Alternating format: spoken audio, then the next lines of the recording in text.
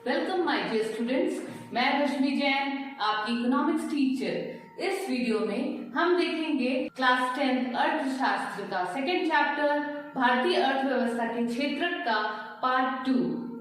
जो पिछले वीडियो में हम बात कर रहे थे अल्प बेरोजगारी या फिर प्रच्छन्न बेरोजगारी या जिसे हम छिपी हुई बेरोजगारी भी कहते हैं उसकी, तो हमने जाना कि छिपी हुई बेरोजगारी या प्रच्छन्न बेरोजगारी या अल्प बेरोजगारी किसे कहते हैं। यहाँ लोग नियोजित प्रतीत होते हैं, लेकिन अगर उनमें से कुछ लोगों को हटा दिया जाए तो उत्पादन में कोई प्रभाव नहीं पड़ता, तो इस परिस्थिति को हम अल्प बेरोजगारी कहते हैं। जिसका उदाहरण हमने प्राकृतिक क्षेत्र से लिया था, जबकि एक खेत में 8 लोग काम कर रहे हैं, एक ही परिवार के 8 लोग काम कर रहे हैं, तो 100 क्विंटल गेहूं उपजाते हैं। और अगर उनमें से 4 लोगों को हटा दिया जाए तो उत्पादन में या फिर उपज में कोई फर्क या कमी नहीं होती है। 8 लोग मिल करके जो काम कर रहे हैं वो 4 लोग भी कर सकते थे, मतलब उनका जो श्रम प्रयास है वो विभाजित हो जा रहा है। अब हम शहरी क्षेत्र में भी कुछ ऐसे या सेवा क्षेत्र में भी कुछ ऐसे उदाहरण देखते हैं। जैसे हम देखते हैं कि कुछ लोग हैं जो दैनिक मजदूर हैं या फिर प्लम्बर हैं, पेंटर हैं, लेकिन इन्हें साल के 365 दिन काम नहीं मिलता, तो वो क्या करते हैं, वो कुछ छोटे मोटे काम करते हैं, छोटा मोटा दुकान खोलते हैं, तो वो पूरे दिन काम करके भी बहुत कम कमा पाते हैं। तो इसका मतलब है कि उन्हें अच्छे रोजगार का अवसर प्राप्त नहीं हो रहा है। एक एग्जाम्पल और दे सकते हैं सेवा क्षेत्र का कि जैसे कि एक बस स्टैंड में जब आप जाते हैं, आपको कहीं जाना होता है, आप बस स्टैंड जाते हैं, तो वहां पर एक बस खड़ी हुई है और बस के आगे एक आदमी होता है, वो चिल्लाता रहता है जैसे बोकारो बोकारो बोकारो। तो आप जब जा रहे हैं बस से, तो आपको पता है कि आपको बोकारो जाना है, आपको किस बस में बैठना है। तो वहां पर एक कंडक्टर होता है, एक ड्राइवर होता है और एक एजेंट होता है, एक आदमी होता है जो टिकट काट रहा होता है। तो इस तरह से 4-5 लोग वहां बैठे होते हैं, जबकि वहां सिर्फ 2 लोग भी रहें तो भी यात्री उस बस में आएंगे और जैसा बस जैसे चलती है वैसे ही चलेगी। यहाँ 2 लोग कंडक्टर और ड्राइवर से भी काम हो सकता है, वहाँ 5 लोग एक ही काम को करने में लगे हैं। तो इसका मतलब कि वे क्या है, वे अल्प बेरोजगार हैं। तो बच्चों, आप अपने चारों तरफ आप भी देखते हैं इस तरह की परिस्थितियां रहती हैं। अगर आपकी नजर में ऐसा कोई उदाहरण है कि आपको लगे कि हाँ इसे रोजगार प्राप्त है, अगर इसके हटने से उत्पादन में कोई प्रभाव नहीं पड़ेगा, तो ऐसा कोई उदाहरण आप भी चाहें तो कमेंट बॉक्स में लिख सकते हैं। तो अब हमें सोचना यह है कि अतिरिक्त रोजगार का सृजन कैसे होगा। तो हम देख रहे हैं कि कृषि क्षेत्र में बेरोजगारी या अल्प बेरोजगारी की स्थिति बहुत ही गंभीर बनी हुई है। तो किन तरीकों को अपनाया जाए ताकि अतिरिक्त रोजगार का सृजन हो सके। अब हम एक उदाहरण देखते हैं। एक किसान है लक्ष्मी, जिसके पास 2 हेक्टेयर असिंचित भूमि है। अगर उसको उसके परिवार वालों को कुएं के निर्माण के लिए सरकार द्वारा कुछ हेल्प मिल जाए, सरकार कुछ पैसे व्यय करे और या फिर उन्हें बैंक से लोन मिल जाए, तब लक्ष्मी जो है वो अपने खेतों में सिंचाई कर पाएगी और रबी के फसल में ज्वार बाजरा के बाद हो सकता है गेहूं का भी उत्पादन करने में वो सक्षम हो जाए। अगर हम देखेंगे तो 1 हेक्टेयर गेहूं की फसल के लिए 2 लोगों को 50 दिनों तक रोजगार मिल सकता है। कैसे? वे बीज डालने का काम करेंगे, पानी डालने का काम करेंगे, खाद डालेंगे, कटाई करेंगे, तो आदि करने के लिए वहां उस परिवार के 2 अतिरिक्त लोगों को भी काम मिल जाता है। अब मान लेते हैं कि एक गांव के ऐसे कई खेतों की सिंचाई के लिए सरकार की तरफ से बांध बना दिया जाए, नहरें बना दी जाए, तो क्या होगा, रोजगार के बहुत सारे अवसर होंगे, 2 लोगों को मिलेंगे और उसके अलावा ये अल्प बेरोजगारी की स्थिति जो है ये भी बहुत हद तक कम की जा सकती है। लक्ष्मी और अन्य किसान पहले की तुलना में और अधिक गेहूं या फसल उपजाते हैं। अब वो क्या करेंगे, वो अपने अधिशेष फसल को पास के शहरों या बाजारों में बेचने की कोशिश करेंगे। तो अगर सरकार द्वारा परिवहन और फसलों के भंडारण में कुछ व्यय किया जाए, उन्हें कुछ सुविधा किसानों को दी जाए, तो क्या होगा, ट्रकों की मदद से ये किसान जो है वो अपनी उपज को दूसरे शहरों में ले जाकर बेच सकेंगे। इससे किसानों को रोजगार तो प्राप्त हुआ ही साथ परिवहन और व्यापार जैसे रोजगार का भी सृजन होता है। लक्ष्मी की की जरूरत केवल पानी तक ही सीमित नहीं है। खेती करने के लिए उसे अन्य चीजों की भी आवश्यकता होगी, जैसे बीज, उर्वरक और उपकरण या फिर पंप सेट। तो निर्धन लक्ष्मी के पास ये सब चीजें खरीदने के लिए पैसे नहीं है। वो इन चीजों को खरीदने के लिए पैसे महाजन से उधार लेगी और वो उसे बहुत ही ऊंची ब्याज दर पर उधार देगा।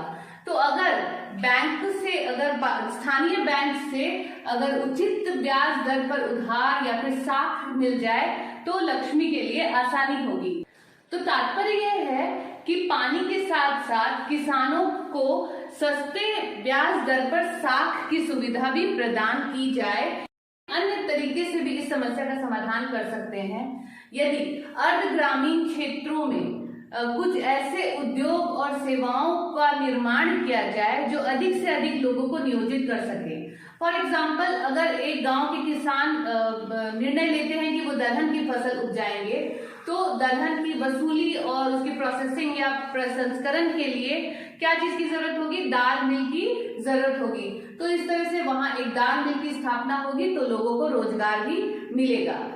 शीत भंडारण गृहों के खुलने से किसानों को अवसर मिलेगा कि वे अपनी सब्जियां जैसे आलू और प्याज को का भंडारण कर सकें और उचित समय आने पर, उचित अवसर मिलने पर उसे बेच सकें और अच्छा लाभ कमा सकें। वन क्षेत्रों के निकटवर्ती गांव में शहद केंद्र भी बनाया जा सकता है ताकि वहां उस गांव के लोग वनों से शहद एकत्र करके उसे बाजारों में बेच सकें। तो इस प्रकार हम देखेंगे कि अतिरिक्त स्वरोजगार का सृजन कैसे किया जा सकता है कृषि क्षेत्र में। तो सबसे पहले है कि सरकार यदि कुएं के निर्माण के लिए कुछ मुद्रा व्यय करती है, बैंक सस्ते दर पर ऋण प्रदान करते हैं, सरकार परिवहन, फसलों के भंडारण और बेहतर ग्रामीण सड़कों के निर्माण में कुछ पैसे व्यय करती है, अर्ध ग्रामीण क्षेत्रों में प्रसंस्करण उद्योगों की स्थापना की जाए जैसे कि दाल मिल इत्यादि, और अगर शहद संग्रह केंद्रों की स्थापना की जाए तो संभवतः ये अल्प बेरोजगारी की स्थिति जो है, अल्प बेरोजगारी की समस्या को हम किसी हद तक कम कर सकते हैं। तो बच्चों, आपको पता है आप ही की तरह विद्यालय जाने की आयु वर्ग वाले जितने टोटल बच्चे भारत में हैं, उनमें से मात्र 51% ही स्कूल जाते हैं। तो बाकी के बच्चे क्या करते हैं? वे या तो घर पे रहते हैं या फिर वे बाल श्रमिक की तरह काम करते हैं। तो यदि ये सारे बच्चे भी विद्यालय जाने लगे तो हमें ज्यादा से ज्यादा विद्यालय भवनों, शिक्षकों और कर्मचारियों की जरूरत होगी, आवश्यकता होगी। नीति आयोग के एक अध्ययन के अनुसार अकेले शिक्षा क्षेत्र से ही 20 लाख रोजगारों का सृजन हो सकता है। उसी प्रकार अगर स्वास्थ्य की स्थिति में सुधार होता है तो ग्रामीण क्षेत्रों में और अधिक हॉस्पिटल्स बनेंगे और उससे क्या होगा? ज्यादा से ज्यादा नर्स, डॉक्टर और अन्य कर्मचारियों को भी रोजगार मिलेगा।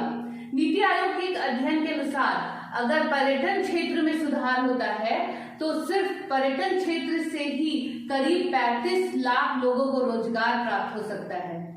हमने जिन सुझावों की चर्चा की, हम जानते हैं कि उस पर अमल करने के लिए एक लंबा समय लगेगा, तो हमें रोजगार के सृजन के लिए कोई द्रुत उपाय खोजने होंगे।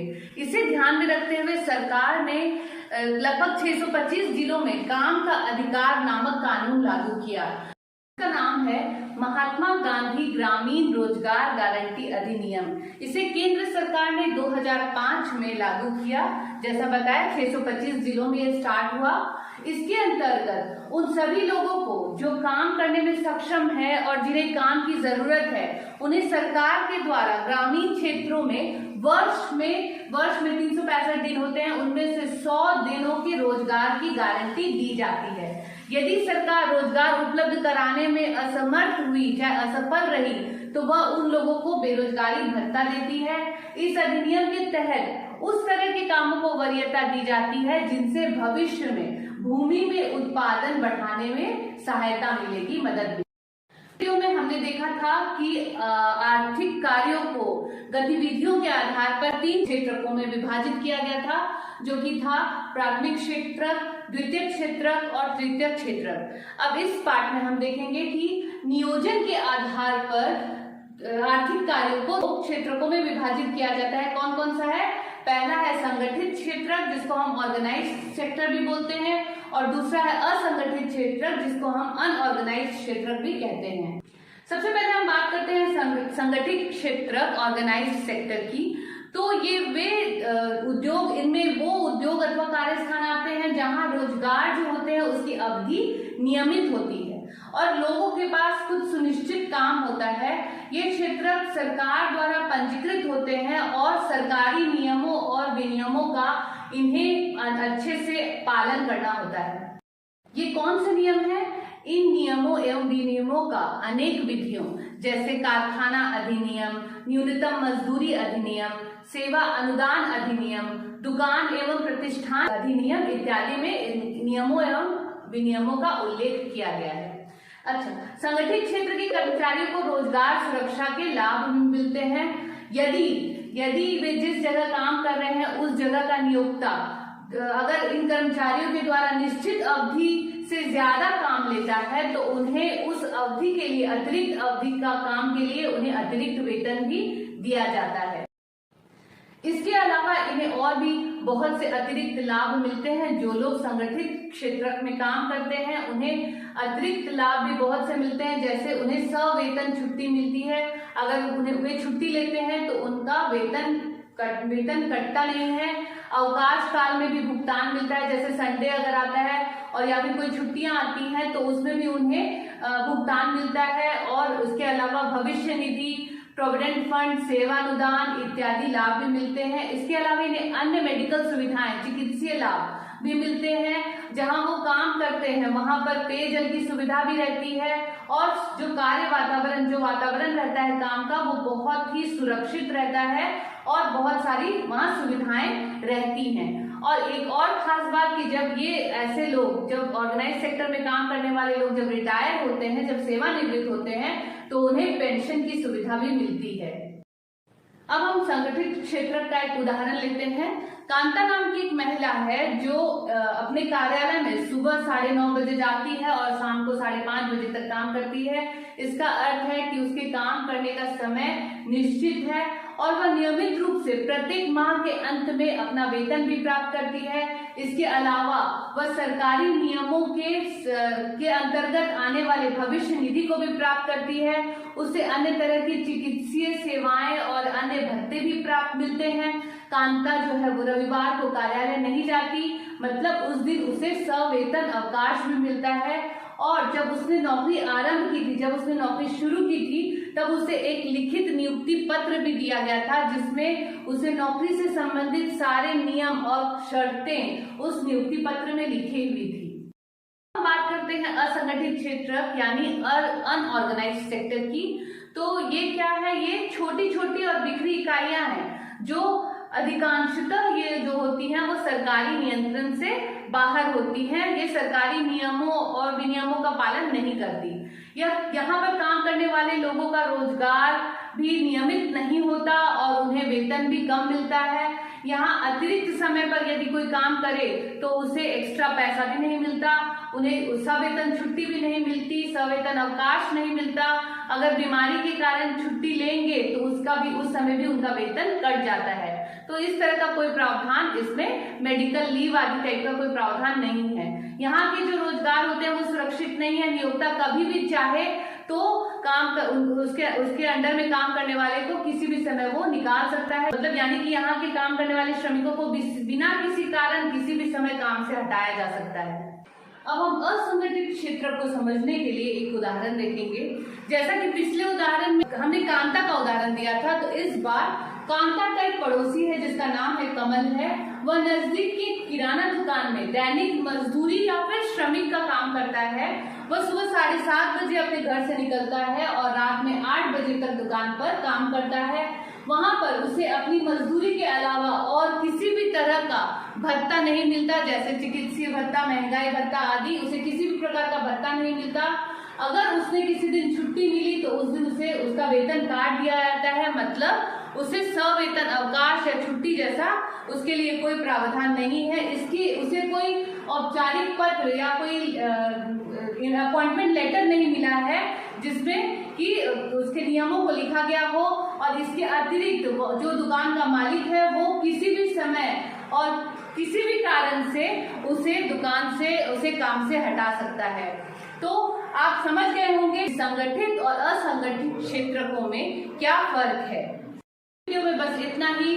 आप मेरे वीडियो को लाइक, शेयर और सब्सक्राइब करना ना भूलें और इस चैप्टर के अगले part along with some important question and answers के लिए आपको नोटिफिकेशंस मिलती रहे, उसके लिए आप बेल आइकॉन को दबाना ना भूलें। Thank you.